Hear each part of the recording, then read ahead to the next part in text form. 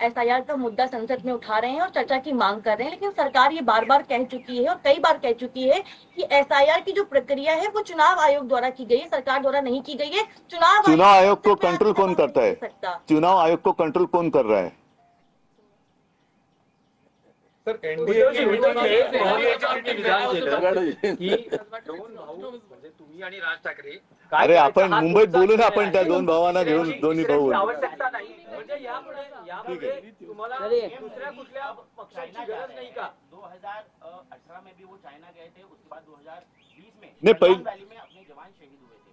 अब 2025 में फिर एक बार चाइना जाने की बात हो रही है। इस दौरे के बारे में आपका क्या कहना है? देखो, पहले तो इन्होंने साफ करना चाहिए कि कौन अपने मतलब अपने देश के दुश्मन है और कौन अपने मित्र है।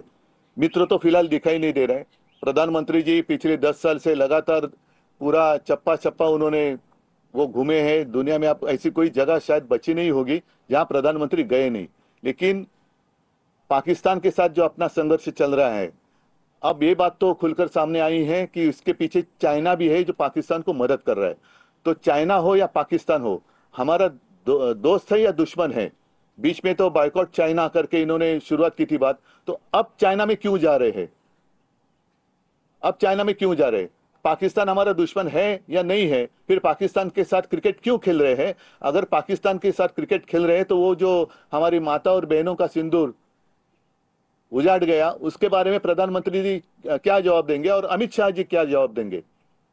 तो ये सब इनकी, जैसे मैंने कहा ना, इनके नकाब दिन ब दिन उतरते जा रहे, एक एक नकाब उतरते जा रहे। हिंदुत्व भी एक नकाब है, वो भी उतर गया है। और देश के लिए मैं कहता हूं कि अब देश को एक प्रधानमंत्री की जरूरत है, देश को एक गृह मंत्री की जरूरत है, क्योंकि मणिपुर आज भी जल रहा है, वहां कोई जा नहीं रहा।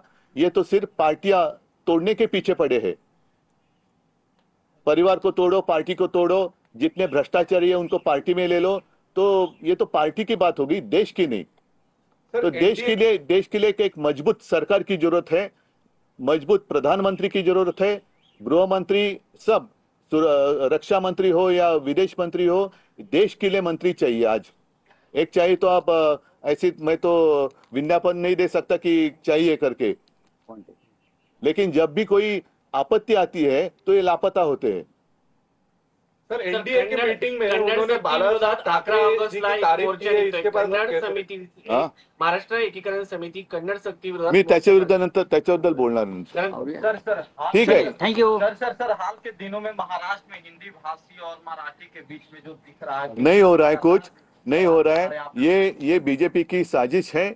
हमारी भूमिका स्पष्ट है, हम किसी भाषा का द्वेष नहीं करते, लेकिन हमारे ऊपर जबरदस्ती ना करे। फिर अगर भाषा की बात करें तो जैसे हिंदी भाषी प्रांत है, वहाँ 3 भाषा कौन सी सिखाएंगे आप? क्या वहाँ तेलुगु, तमिल, पंजाबी, मराठी, उड़िया, इस भाषा का आप जबरदस्ती कर सकते हो? अभी मैं आपके साथ कौन सी भाषा में बात कर रहा हूँ? तो क्या मुझे पहली कक्षा से हिंदी कंपलसरी थी?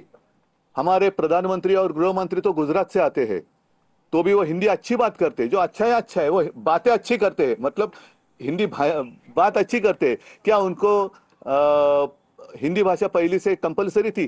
तो जब भी जिसे वो जरूरत होती है वो सीख लेता है। तो जबरदस्ती ना करे।